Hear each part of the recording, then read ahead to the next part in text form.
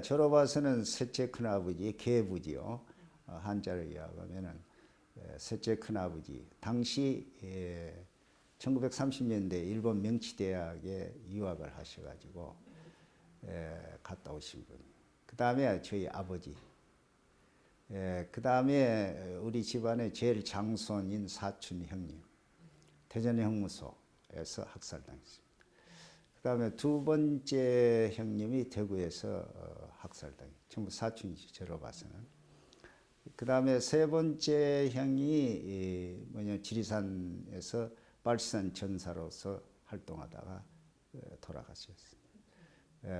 그 다음에 고모하고 고수. 그래서 전부 7사람인데 한 분은 저희 이제 사촌 형수의 아버지. 형수. 형수가 당시 한 30대에서 학살돼. 그렇게 해서 저희 집안에는 8사람이 학살당했어요. 사실은 저희 계분의 연구 대상입니다. 1930년대 명치대학에 유학을 하셨는데 그 당시 일본에서 사회주의 공산주의 운동이 가장 심했던 대학이 명치대학입니다. 동대 와세다를 능가할 정도로 메카였죠. 일본 공산당을 이끌어간 주류들도 거진 다 명치대학 출신들이 많죠. 근데 거기서 사회주의를 이제 공부를 하신 거죠. 네, 해가지고 이제 일제 은거하다가 전후에 몽양여운행 선생의 좌우합작 운동, 건준 초대위원장을 하셨고, 그 다음에 인민위원회 위원장도 하시고, 그거는 여수지역 문제연구소에서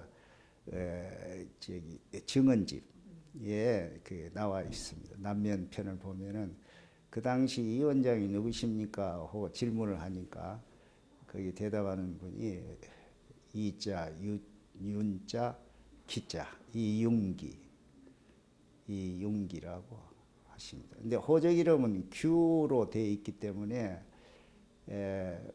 여수에 유령제 할 때 10월 19일 날 언제든지 시청에 트럭이 영상이 거기에 윤규로 나오고 있습니다. 큰아버지가 이제 큰아버지는 원체 거물입니다. 신체도 1m 92 정도의 그 당시로서는 거구였죠. 그래서 상당히 인물이었기 때문에 아버지가 바로 밑에 동생인데 아버지가 뭐냐면은 할아버지한테 졸랐어요. 나도 일본에 유학을 보내달라고. 그러니까 할아버지가 둘이는 버거워서 안 된다. 알다시피 일제시대 때 한군의 일본 유학이라는 거는 부유한 군에서 2, 3명, 한두 명밖에 없었습니다. 안 된다. 그러니까 형님이 당시 뭐냐면은 통신 강의로 대학에 그걸 보내줘서 이제 대학 4년간 그 통신 강의력을 숙독을 하지 아버지가. 그러니까 일반 사회가에는 인문과학에 대해서 상당한 지식이 높았다고 합니다. 또 아버지 머리가 좋으시니까. 그래가지고 이제 거기서 자본론이든지 기본적인 이제 그런 사회주의 서적을 형님이 보내주니까 그걸 보고는 상당히 사주에 심취하는 거죠. 아버지 자체가. 그렇게 해가지고 당시에 금오도가 6,000명 인구인데 6,000명 인구 중에 20대, 30대 유능한 청년들은 거진 아버지가 교육을 했다 해도 과언이 아닙니다. 그래서 이제 아버지가 그 유능한 청년들을 상당히 평등사회, 즉 다시 말하면 평등사회를 만들고 금오도 자체가 하나의 마을공화국적인 형태를 취했기 때문에 자유스럽고 그러니까 이제 청년들이 그러한 이상의 꿈을 가지고 많이 접한 건 사실이죠. 그 관계에 해서 가장 지금 도서지방의 희생자 중에서는 제1입니다. 금오도가 가장 희생자가 많습니다. 그 다음에 이제 거문도 하고 거문도도 지적순이 높았기 때문에 역시 부모가 그렇잖아요. 공부를 시켜놨는데 그렇게 뭐냐 근기 시대는 공산주의 사회주의 운동을 하게 되니 그 말할 수 없었겠죠. 근데 불행하게도 장수를 하셔가지고 가슴에다 얹고 자식들 그 훌륭한 또 그 고모도 여행자 중에 막둥이 다음 막둥이 아니고 그 위에 고모인데 아주 훌륭했습니다. 인물도 뛰어났고 그러니까 그 집안에 좀 내놓으라는 자랑할 수 있는 자식들이 그렇게 뭐냐면 희생을 다하고 거쳐다니까 아버님보다 우리 할아버지는 참 법이 없어도 살 그런 분이었기 때문에 자식들이 알아서 하겠지 않은. 근데 종조부가 맹렬히 반대를 했죠. 아들 그 형제밖에 없었는데 종조부가 상당히 반대를 했죠. 예, 가장 기본이 지금도 뭐 기본이지만 이 자유 인간은 태어나면서 자유주의 아닙니까? 전부 인권설에 의하면은 이 자유란 자체가 경제적인 어떤 그 평등성을 유지 못할 때 그 자유라는 건 하나의 허구에 불과합니다. 마찬가지로 그런 생각에 완전히 젖어 계신 분이에요. 그렇기 때문에 부 자체는 골고루 분배를 해야 되고 그렇게 해서 차별 없는 먹고 사는데 차별이 없는 세상. 그 세상이 가장 인간이 인간답게 살 수 있는 사회적 조건이 아닌가 이걸 언제든가 이야기할 수 있죠. 그러니까 이제 흔히 말하는 무산자 유산자의 관계에서 그 무산자들이 가지고 있는 그 아픔이라든지 비극이라든지 이것을 공유를 무산자들끼리는 해야 된다. 그럼 상당히 선생님의 집안은 잘 사시는 집안이셨죠? 네, 예, 그렇죠. 그거를 공감하기가 쉽진 않아요. 그러니까 이제 몸소 실천을 했어요. 내가 가장 지금 아버지를 존경하는 이유는 금오도에서 최초의 멸치의장을 하셨어요. 해방공간에서. 그러니까 형님이 이제 그런 뭐냐면은 정치 활동을 하시니까 경제적 뒷받침을 해야 되겠다. 그래서 할아버지 유산도 있었지만은 멸치회장을 했는데 멸치회장을 그때만 하더라도 육지 오고 바다에 근무하는 발동성까지 해도 몇채 있고 그러니까 한 200명 가차원 노동자들 근로자들하고 같이 생활을 하는데 똑같아요. 아버지가 생활하시는 거는 똑같고 분배 똑같이 해버리고 그러니까 절대적인 신뢰를 근로자들한테 같이 생활하고 똑같이 공유하고. 그러니까 제가 어렸을 때 보면 매일 잔치하다시피 집도 컸지만은 마당에다 언제든지 뭐 개를 잡으면 몇 마리 잡아가지고 뭐 보신 그 해서 뭐 갈라먹고 고래고기 같은 게 많이 들어왔었어요. 내가 기억하면 고래잡이 어선이 들어오면은 된장과 고추장, 김치 같은 걸 요구해요. 그럼 아버지가 그걸 준비를 해서 큰 장독에다 넣어서 주면은 고래를 한 마리 줘요. 한 마리 큰 거 몇몇 타 되는. 그러면 요리사를 데려다가 그 고래고기를 다 요리해가지고 동네 잔치를 하고 그 고래고기 구워놓으면 그 기름 냄새를 상당히 맛있는 냄새 나는데 그것도 아직 생생히 기억하고 있습니다. 그런 게 많이 사실. 여세 실질적인 뭐냐면은 활동을 건중과 이민희 활동을 했던 김수평 씨입니다. 그 김수평 씨는 서자 출신이야.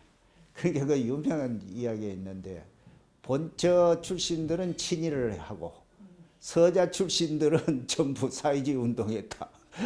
사실 그렇게 통계가 나와 있어요. 근데 그 김수평 씨가 상당히 우수했어요. 근데 명치대학에 저희 이용기 큰아버지하고 동기였어요.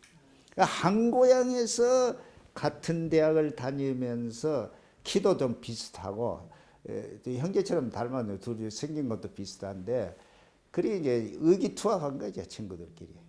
그래 돌아와서 뭐냐면은 김수평 씨는 건준 때에 유기위원회에 들어가고 또 그 이름이 그 여수지역 문제영서 증언서에 보면은 이 윤독으로 나오는데 윤규가 아마 덕으로 바뀌어진 것 같아요.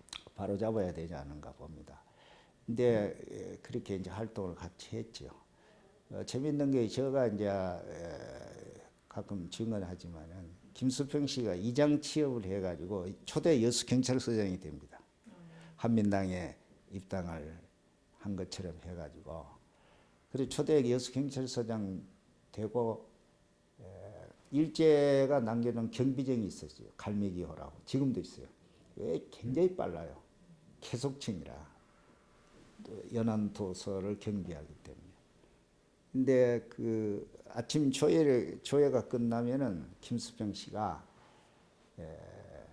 그 갈매기호를 타고 남면 우왕리까지 오면 30분이면 와요.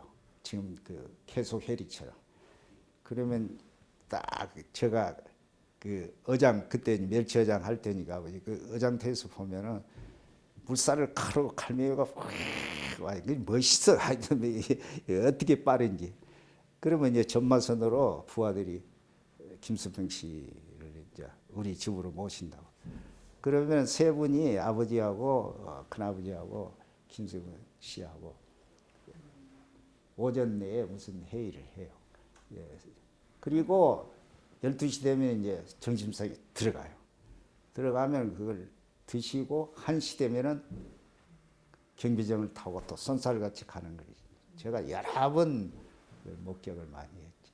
금호동은 이제 이게 솔직히 말해서 지금도 연구가들이 여러 가지 있는데 사실 전남도당하고 남로당 지창수 정락형 두 사람이 주모자니까 과연 남로당과 연결이 있나 없나 이게 지금 그 뭐 연구 대상인데 지금으로 봐서는 연결이 없었다. 전남도당하고 그렇게 이제 되게 이야기를 하고 있죠. 그러니까 예를 들어서 뭐냐면은 돌발적인 14년대 제주 파병을 반대하고 알다시피 항명을 했기 때문에 돌발적으로 여수가 갑자기 14년대에 의해서 장악이 되니까 깜짝 놀라는 건 사실이죠. 그런데 의왕리는 알다시피 뭐냐면은 14년대가 와가지고 거진 순경들은 다 처단을 했습니다. 보신 적 있으세요? 아니 현장은 내가 못 봤죠. 못 봤는데 뭐냐면은 왜 그게 생생하냐면 결국 아버지도 잡히는 원인이 당시 여수 아니 그 우왕리 지서 컸어요.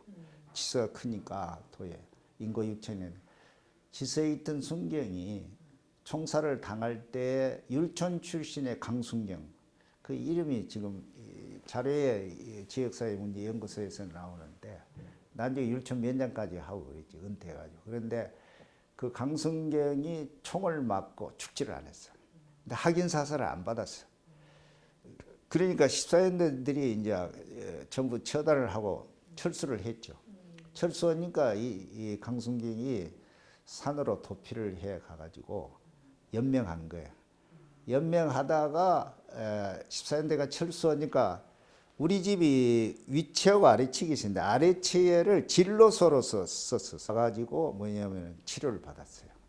그 며칠간 치료받을 때에 집에서 거차는 아버지 얼굴을 본 거죠. 근데 아버지가 그 당시 이원장으로 계셨기 때문에. 근데 치료를 해주셨어요? 그렇지. 다 치료를 해서 완쾌를 시킨 거예요.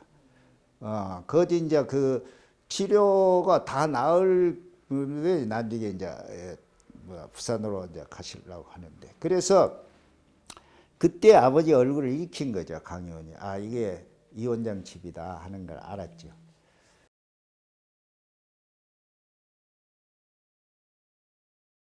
세복에 아버지하고 큰아버지하고 그 셋째 큰아버지 장남인 그 이춘식이라 그랬죠. 이춘식 형님하고 서희가 이제 탈주를 한 거예요.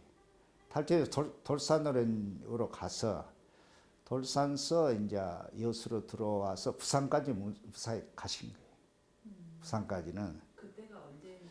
그러니까 결국은 이제 순천이 함락되고 23일 함락됐잖아요. 순천이 23일 함락되니까 제가 볼 때는 24일 정도 되지 않는가 그렇게 봐요. 아, 이게 머지않아서 여수도 함락이 되지 않은가 이렇게 본 거지요. 그래가지고 부산서 일본으로 밀항을 할 준비를 하신 거는 틀림없어요. 했는데 안 하셨어. 안 하신 그에 나중에 이제 그 형사의 증언에서 이제 나타난 거죠. 그게 뭐냐면은 북에서 붕괴되어 버린 전남도 땅을 재건하라는 해서 큰아버지를 도당위원장으로 임명한 거죠. 그래서 지하 활동을 하신 거예요. 지하 활동을 하시니까 그러면 그 활동 자금을 어떻게 했냐 그러니까 그까지 이제 활동 자금은 그때 가지고 나간 돈이 많이 있었죠. 뭐 할아버지 유산 돈을 현금 그 돈으로 쌀 도매점 쌀을 도매하는 미국산 도매점을 사람을 시켜서 운영한 거예요. 근데 아버지가 관리했다고 보면 되겠죠. 그래서 거기서 나오는 돈으로 이제 뭐 활동을 했겠죠. 그런데 이게 재미있어요. 이게 참 그런 면에서는 아버지의 그 성견지명이 맞아떨어졌는데 우리 고모의 아버지로 봐서는 사촌 누나가 되겠지. 그 고모가 살기 어려우니까 아버지한테 와서 여기 뭐 좀 먹고 살 수 있도록 도와달라니까 아버지가 그때 집 옆에 한 100여 평 되는 땅이 있었는데 거기다 집을 지어주고 기와집까지 지어줬어요. 지으면서 그걸 여관을 하도록 했다고. 면소재니까 여수 오는 출장 오는 사람들이 투숙하고 그러니까 이제 그 아주 뭐냐면은 사는데 큰 딸, 그게 저로 봐서 이제 그 누님이 되겠죠. 이제 결혼 영령이 되니까 선을 보는데, 뭐냐면은, 아버지가 딱 보고, 여기 결혼하지 마세요, 누나. 그래 하는 거예요. 고모를 보고. 왜 그러냐, 이게 친일파인데, 옛날에 전력이 거기에 그 시아제 되는 사람이 친일 형사까지 한 사람입니다. 그러니까 좋지를 않으니까, 결혼시키지 마세요. 그러니까 전적으로 이제 고모는 뭐 아버지 이야기 잘 들으니까 안 하려 했는데 고숙이 반대를 한 거지. 그래서 결혼을 시켰어요. 그래가지고 우리 집 내력을 이제 잘 알지만은 이제 속속들이 알죠. 근데 이 사람이 유근섭이라는데 친일 형사부장으로 있었거든. 근데 이 사람이 이제 뭐냐면 부하를 대동해서 특별수사대를 설치해가지고 두 형제를 잡아야 된다. 그래가지고 부산으로 이제 데려간 거예요. 데려가가지고 뭐 이잡도 이제 돌았는데 용기 잘 피해 다니셨다고 봐요. 1950년 6월 초에 큰아버지가 여관에서 조반 드시고 이제 나오실 때 체포당한 거예요. 그때까지 피해 다니고. 그렇게 피했는데 이제 이 여관에 나오시니까 유근섭이가 부활을 시켜서 지는 나타날 수가 없잖아요. 사돈끼리 되는데. 그러니까 부활을 시키고 부산서 체포했어요. 부산서 체포당하셔가지고 여수경찰서 압송하는 게 그게 아마 동아일보 찾아야 될 것 같아요. 동아일보 보도됐다는 기록이 있으니까. 큰아버지가 그때 먼저 붙잡히셨어요. 예, 큰아버지가 붙잡혔어요. 그래가지고 압송됐다는 게 아버지와 큰아버지는 이제 떨어져 있었겠죠. 같이 생활을 뭐 안 하지 않아요. 그때 같이 생활은 둘 다 같이 잡히니까. 그래가지고 그걸 이제 형님이 잡혔다 하는 기록을 보고 이게 또 형님 또 내가 구출을 해야 되겠다 해서 어디 계셨는지는 모르지만 막 부산에 계셨겠지. 부산에 계시다가 순천에 와서 율촌까지 온 거야. 이게 여기가 이제 드라마틱한 이야기인데 그 집에서 총을 맞고 치료를 받던 강순경이 그 율촌 지서장이 돼가지고 여기고 뭐냐 임금으로 나온 거야. 근데 아버지가 율촌역에서 열차가 안 오니까 열차를 그때는 열차가 뭐 오고 싶으면 오고 가고 싶으면 가고 그렇게 혼란한 시대니까 그 여기서 열차를 기다리다가 역 앞으로 이제 걸어 나왔는데 강순경도 임금오다가 부딪힌 거예요. 근데 처음에는 지나갔대요. 그러니까 아버지도 모른 척하고 그냥 가버렸으면 될 텐데 아버지도 어디서 좀 본 사람 같고 그러니까 뒤를 돌아본 거야. 그게 강순경도 어디서 본 것 같으니까 저 뒤를 돌아보니까 기억이 소생한 거야. 아 이거 오늘 또 하나 잡았다. 그래가지고 그 사람은 저 자기를 치료해준 사람인데 그래가지고는 이제 결국은 뭐냐 거기서 체포를 당하죠. 체포를 당해가지고 짐을 싣고 내려가는 트럭에다가 이제 통승시켜가지고 여수경찰서. 그러니까 불과 한 일주일에 열흘 사이를 두고 형제가 여수경찰서에 이제 체포당. 이게 연락이 온 거예요. 근데 지금 제가 후회되는 게 그때 엄마하고 같이 바로 면회를 한번 갔더라면 마지막 얼굴을 봤을 텐데 뭐 이렇게 6.25가 일어날 줄 상상도 못했고 또 정식 재판 재판을 받으면 뭐 형을 살면 살지 그렇게 돌아가실 줄은 꿈에도 생각을 못했죠. 그 이석을 통해서 이제 옷도 넣어주고 소식도 좀 듣고 그러고 있는데 6.25가 발생한 거죠. 이게 6.25 터지니까 뭐냐면은 26일 그 형사의 증언에 의하면은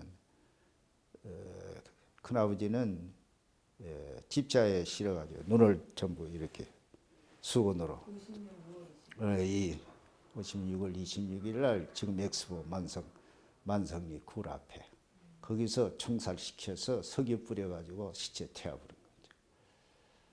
그 다음에 아버지는 6월 30일 저녁 때에 배에 싣고 가서 뒤에 50kg의 돌을 달아가지고 시체가 뜨지 못하게 해서 뒤에서 총을 쏴서 물속에다 수장시켜버려요. 그 당시는 직결처분이 알다시피 직결처분이 횡행하던 시절이고 그런데 운이 좋았다고 봐야지 엄마하고 저하고는. 근데 어머니도 경찰 그 지서에 끌려가 가지고 엄청나게 맞았어요. 너무나 많이 맞아서 가끔 비가 온다든지 바람 세게 불면 막 온 삭신이 아프다고 그렇게 하셨는데 막 몸서리 무서리가 나죠. 거기 살 수가 없어. 도망 다니는 거를 그러니까 이제 뭐냐면은 뭐 빨리 뭐 이게 떠야 되겠다. 그래가지고 뭐 이제 집에 못 듣다 뭐 일금에서 외가로 드는 거지. 외가 덕에 제가 산 거죠.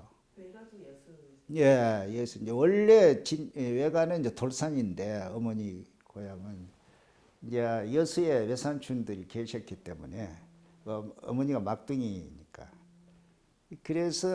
그러니까 제가 국민학교 교육을 4학년 때부터 밖에 못 받았어요. 1학년 가서 후기까지 여순까지는 1, 2학년을 조금 다녔는데 그 뒤부터는 이제 2년간 정도는 학교를 못 갔죠. 일이 전전하는 바람에. 아버님이 돌아가신 이후에는 가세가 좀 많이 기울어졌던 아니 그거는 뭐 기울을 뿐만 아니라 뭐 완전히 뭐 풍지박산이죠. 근데 재밌는 이야기가 지금 이게 뭐냐면은 실은 그때는 빨갱이 집이라 그러면 무조건 불을 태워버렸어요. 와가지고 석유 뿌려가지고. 그런데 우리 집이 왜 안 탔냐 그러면 두 채가 여순이 터지니까 형사가 둘 우리 집으로 튀어들어온 거예요.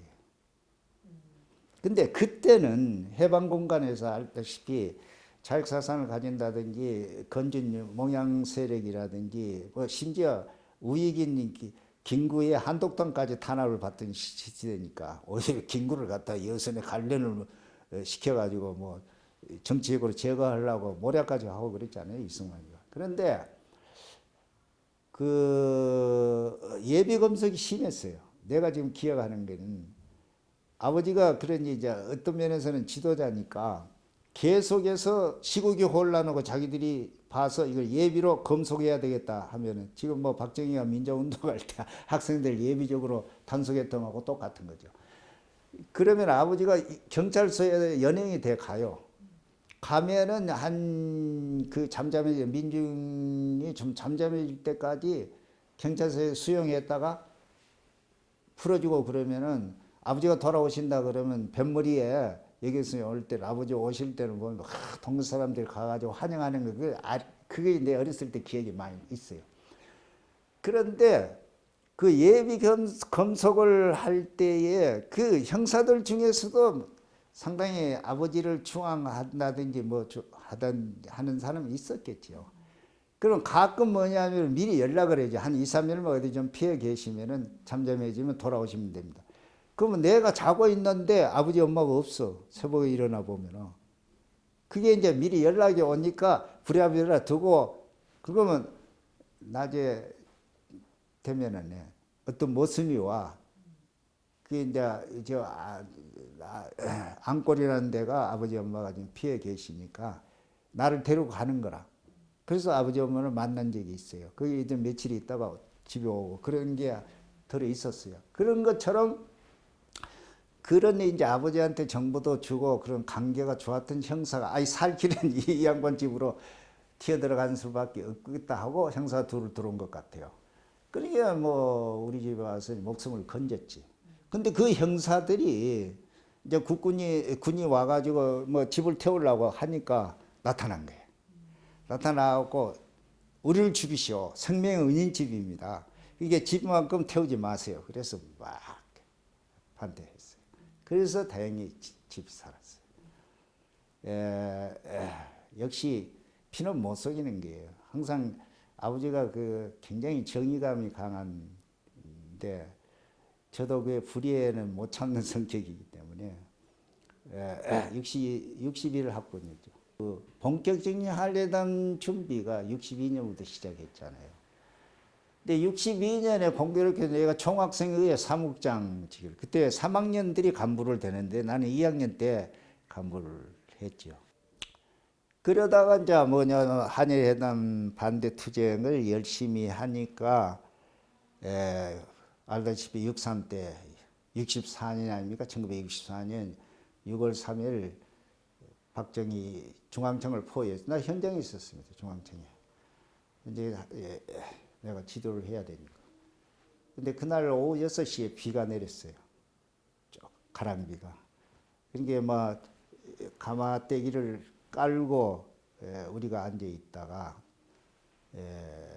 배가 고프니까 내가 후배들을 데리고 안국당 노터리까지 내려가 가지고 재건빵, 그때는 재건빵이라는 빵이고 뭐 담배 이런 걸 좀 과자 부스러기 사가지고 들리고 후배들한테 들리고 그리고 올라가는데 막 채탄 냄새가 확 나는 거예요. 그리고 막 사람들이 확 몰려오는 거예요.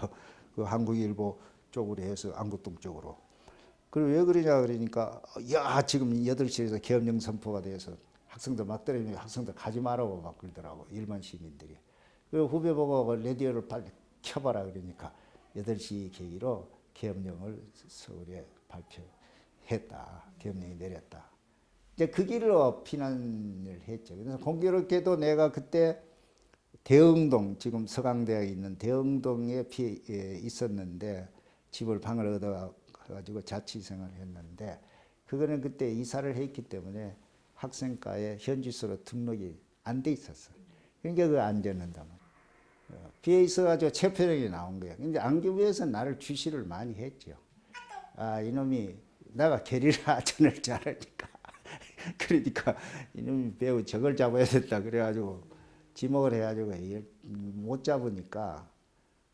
그래서 이제 뭐냐면은 8월 30일 날 여야 합의해서 계엄령이 해제되고 체포령이 이제 해제됐는데 그 뒤부터는 학교 갈 생각이 안 나더라고. 이제 절망이야 이게. 그리고 65년에 한일회담 타결되어 버렸잖아요. 근데 내가 그 정치적인 그때부터 안목이 좀 있었기 때문에 이건 박 정권은 오래 간다. 그러고 있는데 여름철에네.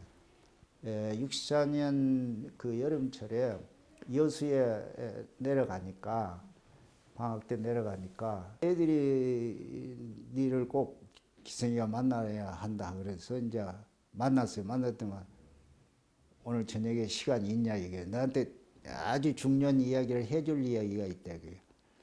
그래서 그 만나니까 하는 이야기가 너는 요시차린 연자제에 너는 말이야 내가 한 달에 한 번씩 네 활동 근거를 써가지고 보고를 하고 있으니까 너는 이 대한민국에서는 아무것도 안 된다.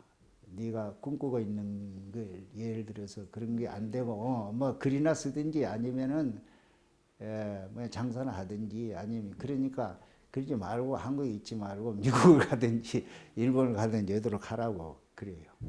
내 얘기 아주 명심해 들어라 이게. 그 연자제에 대해서 좀 이제 알아보고 과연 박정권도 오래 갈 것 같고 전망이 없잖아요. 요새 비정규직에 우리 젊은이들이 꿈을 이룬 거하고 같은 거야. 그래서 이제 어머니한테 상의를 한 거지. 내가 가야 되겠습니다. 가서 원껏 공부나 해서 학위나 받아가지고 세상에 발라되면은 와서 만납시다. 그러니까 또 우리 어머니는 뭐 남편도 그런 분이고 자식도 그러니까 뭐 알아서 해라는 거죠. 그래서 이제 사촌 배가 무역선이 있었어요. 그래서 이제 그걸 타고 가는데 공교롭게도 그때는 이 밀항꾼들을 많이 실어다는 게 돈이 됐어요. 그러고 뭐냐면은 이제 밀수를 왕성하게 할 때인가 60년대. 그런데 밀항꾼 신계가 터져버린 거예요. 배가 오기는 왔는데 일본 갔다가 이게 일본이 좀 갔으니까 들어오면 그 배를 타고 가라고 형님이 그리 약속을 했는데 와가지고 이제 터지니까 형님도 6개월간 도피해버린 거예요. 그 다음에 이제 배도 운행 정지를 당하고. 그게 어떻게 하겠어요?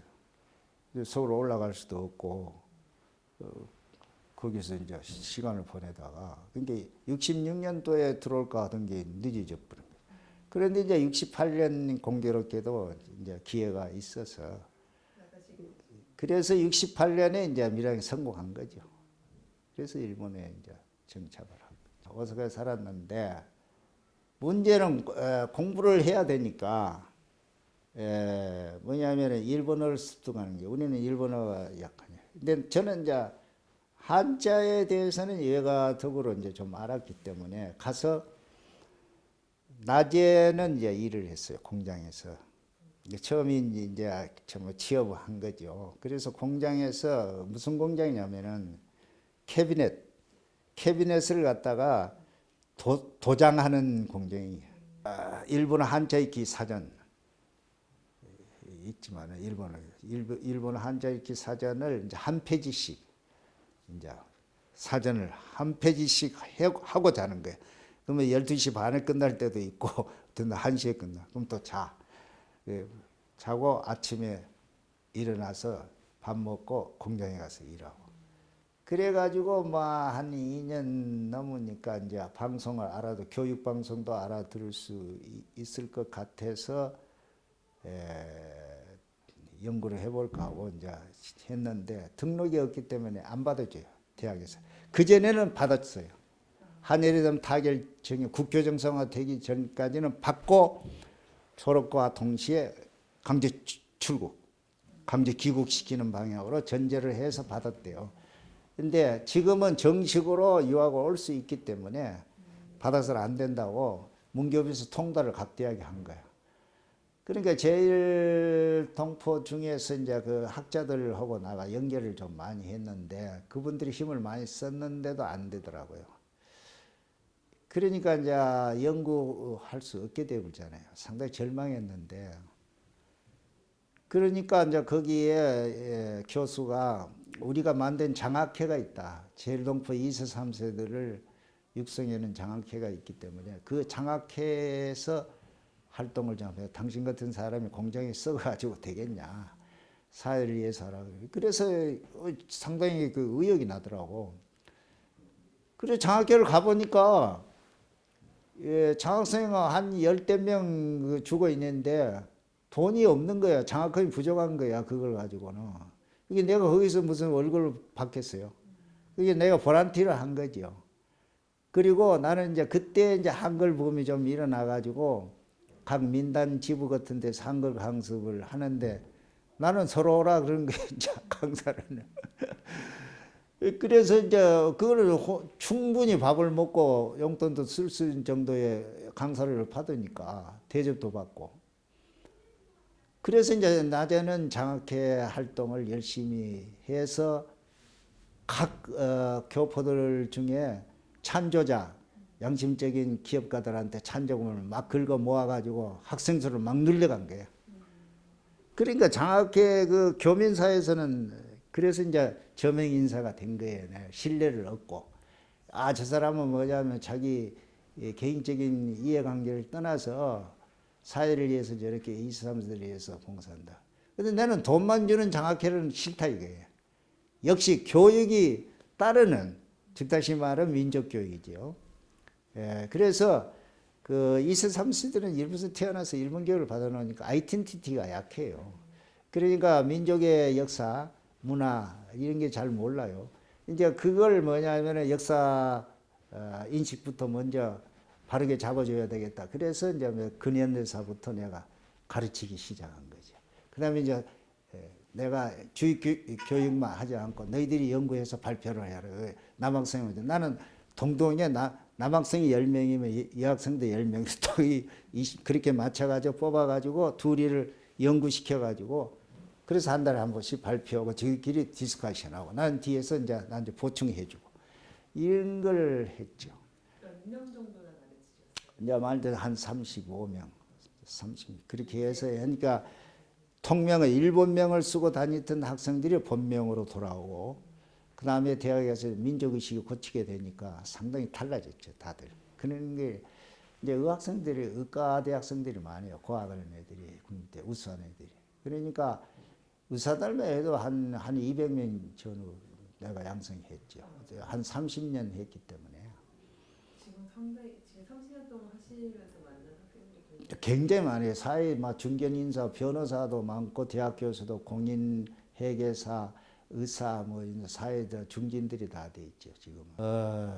있을 때에 이제 결혼을 한 거죠. 결혼을 해서 2세하고 한인 2세하고 결혼을 해서 이제 어린애 나오고 그러니까 인도적 견지에서 재류자격이 취득이 된 거죠. 그래서 영주권까지 받고 재류자격에 취득하자마자 내가 그러면은 경제적으로 자력을 했는데 뭘 해야 되느냐.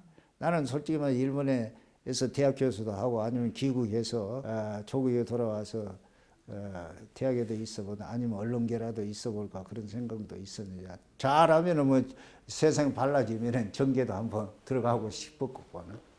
그런데 그게 안 되니까 뭐라 할까? 그러면 역시 교포사회, 일본 사회에 있던 자기가 몸담고 있는 사회에 좋은 사회를 만들고 더 좋은 세상을 만들었는데 공연도 하고 밥도 먹을 수 있는 게 뭐냐? 그래서 이제 뭐냐면은 문화사업을 생각해. 그게 한국학, 즉 한국 서점이라는 게 없는 거예요. 그러니까 일본 사람들 굉장히 그 편견이 자기들은 쓸데없는 우월감을 가지고 있는데 우리 식민지 지배했기 때문에 이게 그런 걸 불식해주고 교포 2세 3세들한테 우리 문화가 이렇게 우수한 문화가 있다는 것을 긍지를 심어줄 수 있는 하나의 문화 전당을 만들어요. 그래서 뭐냐면 이름도 서울서점이라 하고 한국학 전문 서점을 만든 거죠. 그런데 상당히 한 40평 돼서 도서관처럼 이제 서지학을 나가 못했지만 그래도 어느 정도 분류하는 건 아니까 그래서 이제 6개월 동안 구상해서 서적 전부 전문 서적만 자료만 뽑아서 교수들이 전문으로 필요한 자료들을 우선으로 하는 책방을 만든 거죠. 그래가지고 이제 아사히신문, 매일 이런 이제 언론계에 보도를 시키고 그때만 해도 이제 내가 이제 정식으로 되니까 민주화운동에 관여하고 그러니까 아사히신문 지금은 다들 엉망이 됐지만 그때만 해도 신문사가 굉장히 아사히신문 같은 거는 우리를 많이 도왔어요 민주화운동에. 그러니까 그 친구들이 나한테 말 찾아와요. 그래서 무슨 한반도의 통일 문제든지 무슨 문제가 나면은 내가 코멘데이터 정식으로 코멘데타로 언제든지 약방의 감추처럼 내가 나타나고 그랬죠. 몇 년도 오셨어요? 사장은 1982년 1982년. 예, 6월 3일 그것도 6.3을 기념해서 6월 3일 날 개점했어요. 위치가 정확히 오사카 오사카시 천황사구 천황사구. 천황사구 4-18번지. 1층이에요, 예, 1층을 빌려가지고 집세도 컸죠. 그게 말할 수 없어요. 일본의 그러니까 브랜드가 됐어요. 지금도 브랜드가 되어 있기 때문에 일본의 한국어를 연구하는 학자들은 기본적으로 다 왔어요.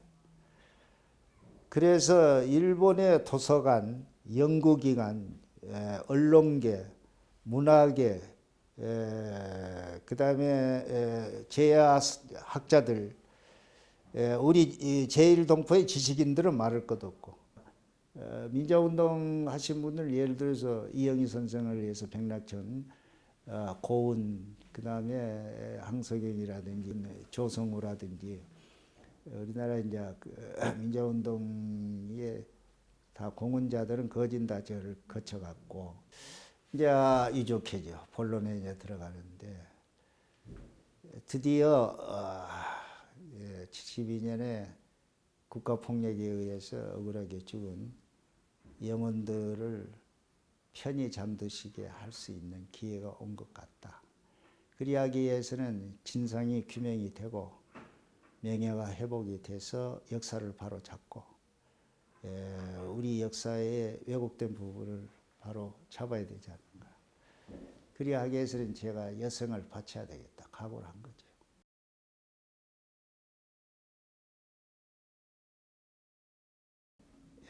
국가 폭력이라는 것은 국가가 저지른 범죄이기 때문에 국가 스스로가 해결을 해야 됩니다. 그거는 왜냐하면 문명국가로 가는 길은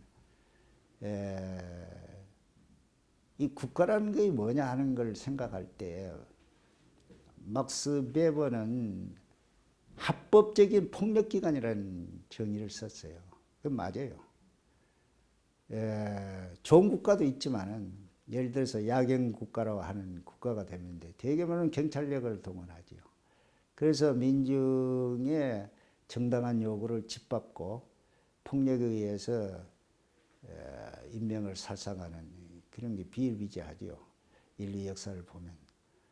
특별히 해방군간에 있어서 이승만 정권이 저지른 이 국가폭력은 상당히 알다시피 4.3을 이시해서 여순. 특별히 미 군정 시기는 1946년 대구 10월 1일 대구 민중항쟁. 이어서 4.3이 없었더라면은 여순도 없었죠. 그런 면에서 보면은 14연대의 봉기의 사병성명에서 명시한 것처럼 동족 상정이 절대 반대. 두 번째는 미군 철수. 이게 오늘의 과제입니다. 그 교훈을 살렸더라면 5.18도 없었겠죠. 그렇다면은 해방 공간에 있어서 민족적인 전 민족 구성원들이 바랬던 절실한 과제가 뭐냐 하는 걸 생각할 때 집약이면 세 가지로 봐요. 첫째는 뭐냐면은 자주통일국가의 건설입니다. 분단을 철폐하고 미소를 배제한 후에 민족이 자주적으로 통일국가를 건설하자. 그건 당연한 요구죠. 두 번째는 뭐냐면은 36년간의 일제의 잔재, 친일파를 숙청해서 반민족 세력을 없애자. 이게 민족적 과제입니다. 그 다음에 민중적 과제는 뭐냐 하면은 그때에 농민이 90%였습니다. 농업국가였으니까. 근데 토지를 4%의 대지주가 거진 70%의 전농토를 장악하고 있었습니다. 전부 68% 정도는 소작인들이. 이 소작인이 3, 4월이 되면 전락농가야. 엄청난 빈궁에 허들었어요. 해방 직후에 미 군정 이후부터 공출이 심했고 흉년도 겹쳤고 그래가지고 이게 정말 살 수가 없는. 그러니까 토지를 개혁해서 뭐냐면은 스스로 식구들하고 밥을 먹을 수 있는 토지 개혁을 해달라고 요구를 한 거죠. 근데 우파에서는 알다시피 유상 몰수, 유상 분배. 근데 좌파에서는 무상 몰수, 무상 분배. 이렇게 갈라졌잖아요. 그 농민들은 뭐냐, 좌파가 요구하고 있는, 근데 지지 않을 수가 없죠. 경자유전이라 했는데, 땅을 지금 실질적으로 일구고 있는 사람들이 자기 토지를 갖다 자기 소유해야 돼. 맞는 이야기잖아요. 그 부당하게 전부 뭐냐면 4%의 대토지 소유자들이 토지를 소유하고 있는 이런 불평등이 존재할 수가 없죠. 그러니까 사회 경제적 측면에서 보면 민중 요구는 정당성을 가지고 있는 거죠. 그 정당성을 대변한 것이 14연대라고 봐요. 그 당시의 좌파 인사들의 정당성이죠. 근데 거진다 유식자들이든지 유산자들이 많은데 왜 그러면 잘 살고 대한민국 사회주의 운동자들의 8, 9할이 전부 잘 사는 천석궁의 아들 아니면 몇백석의 분홍의 아들들이 많고 전부 지식인들입니다. 그분들이 왜 그걸 지지했겠어요? 자기들의 기득권을 유지하고 그걸 반대하고 하면 떵떵기로 살 건데 다 내놓고 기득권을 포기하면서까지 평등사회를 요구했다는 것은 뭐냐? 그거는 전체가 아까 이야기한 대로 더 살기 좋은 세상, 좋은 세상을 만들기 위해서 그런 거죠. 그거는 어떤 면에서 사회주의라든 고착적인 고유관념에서 그걸 매도하는 것이 아니고 인간은 원래 그렇게 살아야 되잖아요. 내가 존재한다는 것은 물론 필요합니다. 그러나 상대방도 존재할 때 내가 존재하는 거지. 상대방은 죽고 내 혼자서 어떻게 존재하는 거야. 사회는 사회적 동물인데 인간은. 그렇기 때문에 서로가 공존을 해야 되고 협력 공동체를 만들어야 되겠다 하는 데에 대해서는 그게 이상이 아니라 우리가 추구해야 하는 목적이죠. 그러니까 그것을 이데올로기로 재단을 하고 이데올로기로 몰아간 것이 반공국가예요. 그래서 빨갱이라고 레터를 붙여서 전부 몰살을 시킨 거예요. 솔직히 말해서 여순에서 학살당한 대다수의 민중들이 솔직히 말해서 난 놓고 기억자도 모르는 분들이 태반인데 그분들이 어떻게 해서 자본주의를 알고 사회주의를 알겠고 공산주의를 알겠어요? 모릅니다. 구체적으로. 그저 내 식구고 내 자식들이 편안하게 살고 밥이라도 먹을 수 있는 세상을 해준다 하니까 찬동할 수밖에 없죠. 그건 죄가 없는 거예요. 헌법이 보장된 생각의 자유는 사상의 자유인데 어떻게 그걸 재단할 수 있습니까? 그렇기 때문에 그런 측면에서 이 여순항쟁을 바라봐야 되지 그저 이승만이가 도배질을 해놓은 반국가의 논리에 의해서 하는 거예요. 이게 지식인들 내가 지금 이 활동을 하면서 가장 가까이 느끼는 게 뭐냐면은 뭐든지 이데올로기로 가져가려고 그래요. 그러면 해결이 안 보이는 거예요. 우리가 통일을 하려 해도 마찬가지 않습니까? 지금은 6.15 공동성명 이후에 나온 통일의 7.4 성명도 그렇지만 통일의 3대 원칙이 뭡니까? 자주적이고 평화적이고 민족 대동단결. 3대 원칙에 의해서 합의를 도출해 가야 돼요. 이대로 없는 거예요. 민족의 공통분모에서 민족 구성체가 민족이 서로 사이좋게 살아야 된다는 이념밖에 없잖아요. 그게 당군이 이야기해 준 홍익인간의 이념이죠. 그러니까 이 여순항쟁이 그런 면에서는 선구적인 역사적 의미와 민족적인 정당성, 민중의 요구에 당위성이 합일된 상당히 역사적으로 역사인식이 뚜렷하고 민족의 지향점을 제기한 항쟁이라고 봐야 됩니다. 그렇기 때문에 10월 20일에 인민위원회가 결성되고 일제시대 때 투쟁했던 독서그룹을 이시해서 독립운동을 했던 분들이 전면에 나타났고 그 지도부 구성 한 분 한 분을 분석해 보면 굉장히 존경받을 만한 삶을 산 사람들이 많습니다. 그런 가치가 좀 제대로 전혀 부각이 안 돼가지고 반공 노래를 가죠. 살아남은 지금 2세, 3세들은 그러한 역사 인식이 미약해요. 공부를 안 했기 때문에, 모르기 때문에. 안 가르쳐주는 근데 그런 분들이 국회의원이 되고 관료가 되고 뭐냐 하면은 전부 행정관료가 되니까 인식이 분명히 그 이해를 갖지를 못해요. 인간은 극단적인 자기중심적인 동물인 겁니다. 그 다음에 이 자본주의 사회는 제가 느끼는데 심각한 게 전부 다 이기적이에요.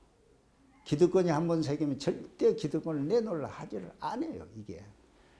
그러기 때문에 뭐냐면은, 그게 뭐냐면 빨갱이들이 했지 않냐. 그러니까 여수 지역사회를 갖다 빨갱이 도시로 인칭을 해가지고 그렇게 지금까지 그 나쁜 선입관념이 남아있는 거예요.